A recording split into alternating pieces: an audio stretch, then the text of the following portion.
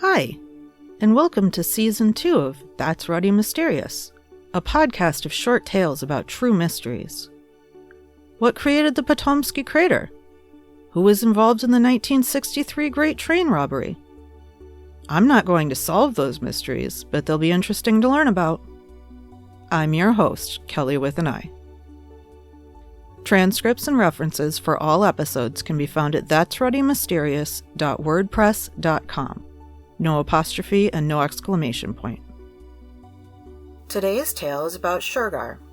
We've come for Shergar. We want $3 million for him. That's what the thieves who stole Shergar said when they took him. Shergar was an incredible racing horse. He was brown with a white blaze mark or a white stripe down the center of his face. He had 4 white marks on his feet that looked like socks. Shergar was described as gentle, kind, and calm. He was owned by the Aga Khan. Shergar was sired by Great Nephew, a winning British stallion. His first win was in the Chris Plate, and he won the Chester Vase by 12 lengths. Shergar used to run with his tongue hanging out. Shergar was born on March 3, 1978. He was presumed dead in February of 1983. Shergar was an Irish-bred racehorse, worth over 10 million pounds or $15 million. In 1979 and 1980, the Aga Khan sent Shergar for training in Britain. He began his first season of racing in 1980. Shergar was a very successful racer. He won the 202nd Epsom Derby in 1981 by 10 lengths, the longest winning margin in the race's history. He also won 4 more derbies in 1981. He won the Irish Derby by 4 lengths. He won the King George VI and Queen Elizabeth Stakes at Ascot. In 1981, Shergar was named European Horse of the Year. Even after Shergar's wins were in his past, he continued to make the Aga Khan money. After just 1 season and 8 starts, Shergar was retired to Ballymoney Stud in the County Kildare in Ireland. Aga Khan was offered $28 million for stud rights, but he rejected the offer. In his first season at Ballymoney Stud, Shergar sired 35 foals. Other horse owners paid up to £80,000 or $120,000 each to have Shergar impregnate their mares.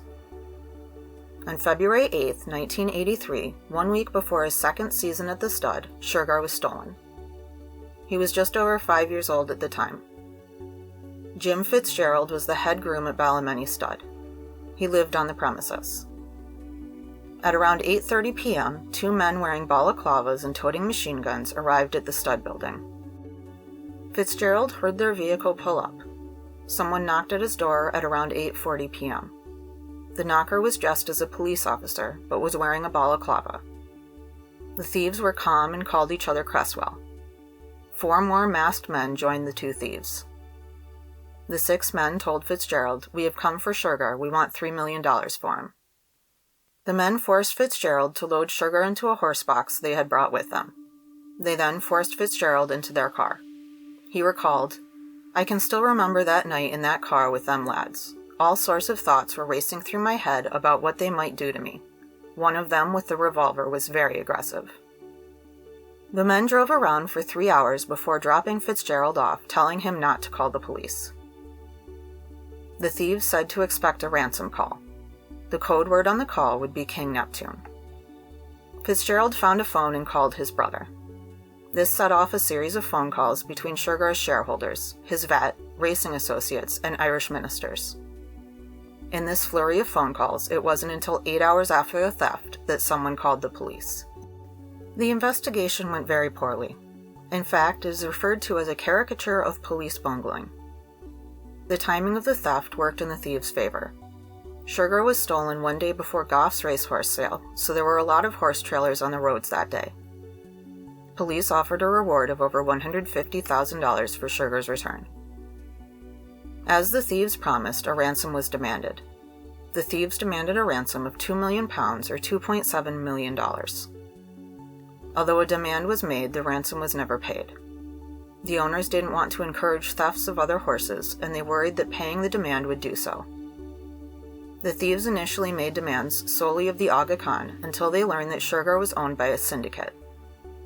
At this point, they had to provide proof of life, so a Polaroid was sent. Sir John Astor, a syndicate member, said we were going to negotiate, but we were not going to pay.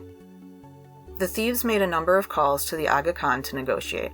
Each call lasted less than 90 seconds to avoid tracing. Derek Thompson worked for the ITV racing team.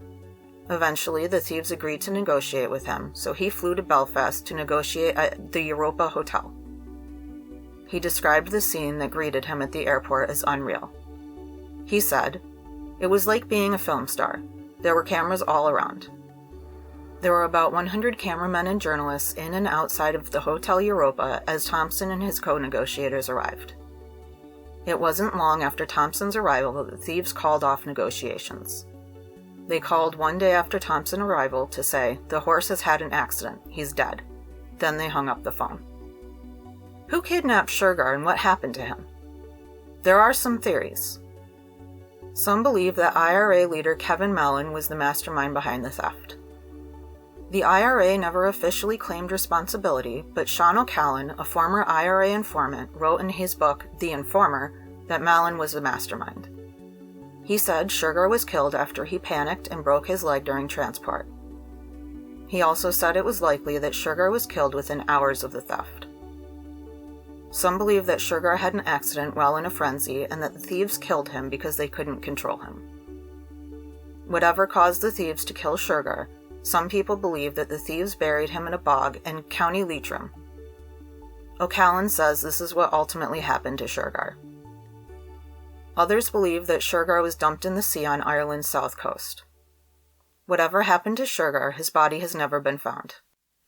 Walter Swinburne, who rode Shergar to his 1981 Epsom win, was distressed at hearing of Shergar's end.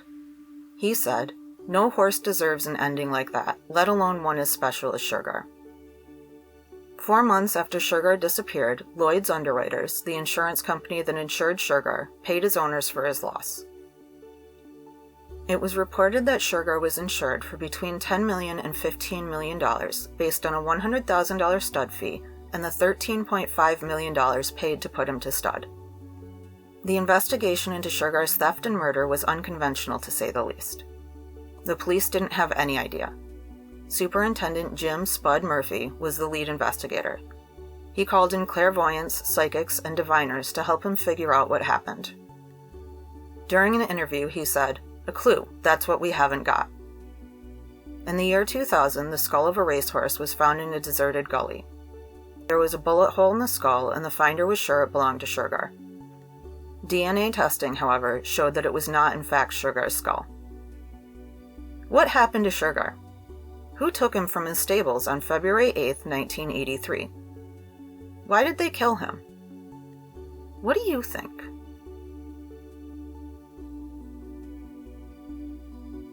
Thanks for listening to today's episode of That's Ruddy Mysterious.